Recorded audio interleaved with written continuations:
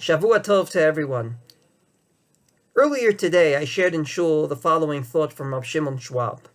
Our sages, based on this week's Parsha of Beshalach, went ahead and said that when the Jewish people went for 3 days and they didn't have water, water really is Torah. And indeed, because after 3 days, the excitement, the experience of Torah went down, therefore they made the enactment that we lane every 3 days to continue that wow, that feeling, that experience of learning Torah that they had 3 days ago. In other words, you cannot in any which way rely on the experience of days ago, let alone years ago, but rather the experience has to continue, and you have to actively think how to continue it every few days, every few weeks, every few years. I say this because of an episode that happened in a shul I davened in a few weeks ago on Shabbos. Shabbos morning, the Chazan decided to sing Kel Adon to the following Niggun. Kel Adon al kol ha'masim. I'm sure you know it. I looked around the shul and like myself, so many people had sour faces on.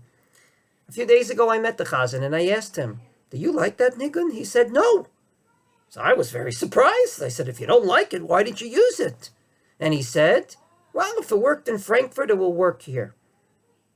I think he's making an essential mistake.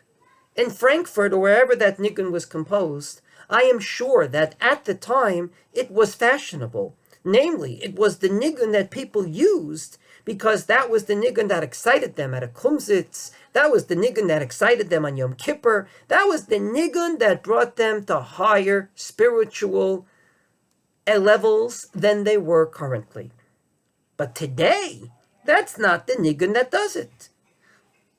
I just thought of this particular episode. Namely, you can't say, well, if it worked then, it works now. If that would be the case, we wouldn't have laning every 3 days. Because God would have said, and Moshe would have concurred, hey, if we had a beautiful Ma'amad Har Sinai, we had a beautiful Sinai experience, why lane every 3 days? We'll just, in our data banks, remember it. A Jewish experience has to be not only continued, it has to be actively rethought of every few days, or every few years, or every few months, or every few years, to ask yourself the same question. How do I continue it for years to come? So maybe that Kel Adon Niggun worked then, it for sure doesn't work now, and therefore, in my opinion, should not be used. Wishing everyone a Shavua Tov, a wonderful week.